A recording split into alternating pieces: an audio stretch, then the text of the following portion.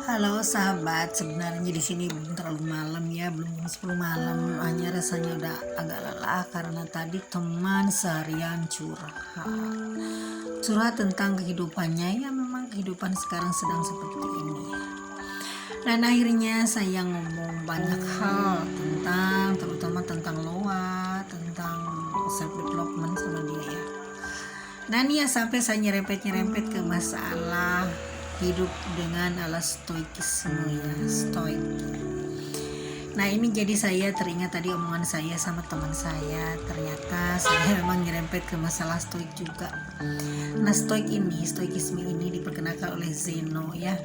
Zeno ini seorang Yunani yang dia mengalami musibah. Dia tuh seorang pedagang, seorang saudagar ya, keliling dunia naik kapal laut, tapi suatu saat kapalnya karam. Jadi dalam semalam dia kehilangan hartanya banyak sekali, satu kapal. Harusnya memang sih bagi orang-orang awam, orang biasa, kehilangan harta dalam satu malam itu luar biasa kecewa, terpuruk. Tapi lain dengan seorang Zeno, karena dia sendiri sudah mempelajari filsafat-filsafat daripada Aristoteles, daripada filsuf Yunani ya. Jadi dia lebih bijak hidupnya, sehingga dia mengambil hikmahnya daripada kehilangan hartanya ini. Bahkan dia merasa sangat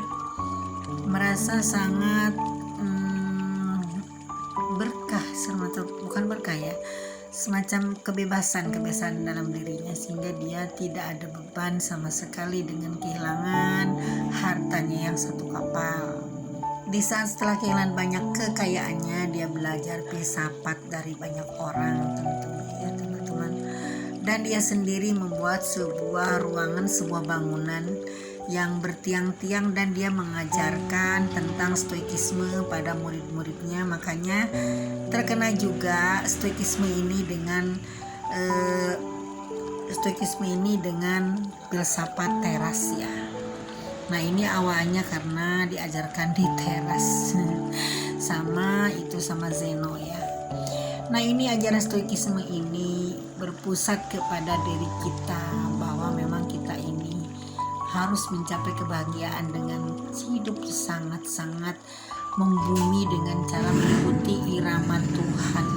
Maaf, di luar masih berisik, masih banyak motor yang masih banyak gangguan.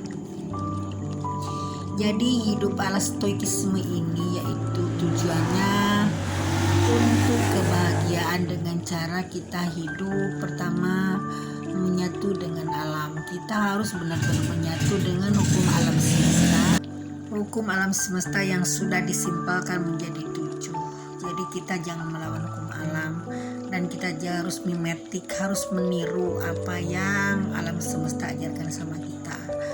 Lalu keduanya, kita harus mengikuti hal-hal yang memang di dalam jangkauan kita. Jadi jangan memikirkan hal-hal yang memang di luar batas kemampuan kita. Misalkan seperti bencana alam, itu kan bencana alam itu di luar kemampuan manusia, di luar pengendalian diri kita. Jadi hal yang tidak bisa kita kendalikan, kita kesampingkan. Jadi kita fokus kepada diri kita untuk lebih banyak belajar, untuk lebih banyak melihat, lebih banyak meniru dari alam semesta. Lalu ketiganya, kita harus lebih bersyukur dengan artinya kita tetap mengikuti irama alam semesta, lalu dengan cara kita mensyukuri hal-hal yang sudah terjadi dalam hidup kita, sehingga dengan kemurahan rahmatnya, dengan cara bersyukur, alam semesta ini akan memberikan rahmatnya yang lebih banyak lagi.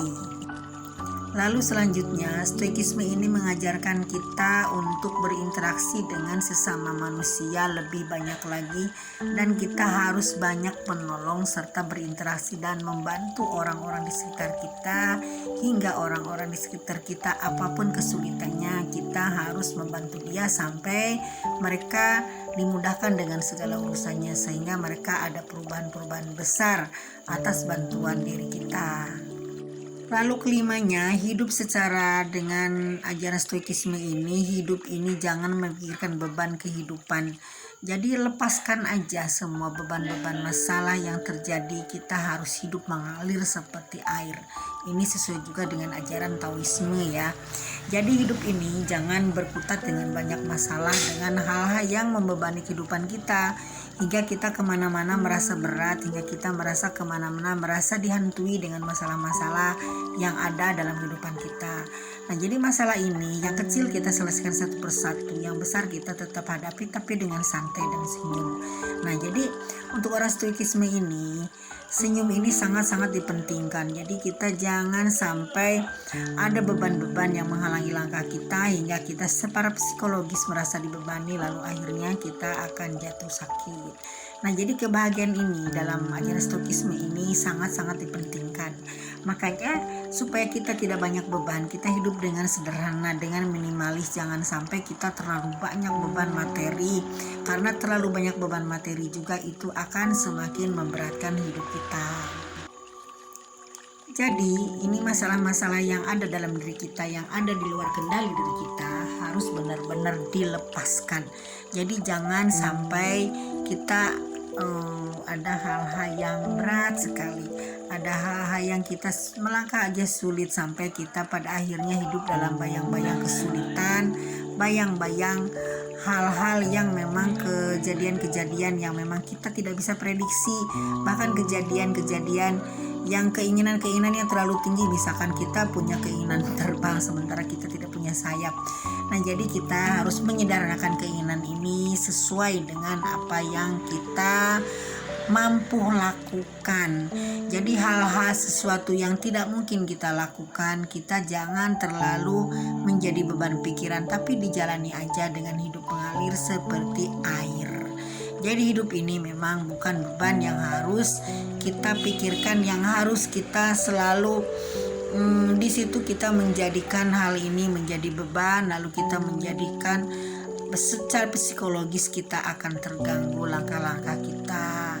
Nah teman-teman, jadi inilah tentang stoikisme. Dari tokoh stoikisme ini banyak sekali ya. Ada Seneca, juga ada yang lain-lainnya. Jadi ini tokoh-tokoh Yunani yang hidup 3 abad sebelum Masehi, termasuk Zeno pun hidupnya 3 abad sebelum Masehi, teman-teman ya. Jadi ini pelajaran sangat-sangat kuno sekali. Oke teman-teman, jangan lupa kita harus selalu bahagia, harus selalu tersenyum, dan jangan lupa hidup dengan alas stoikisme. Oke, sekian dulu, bye for now.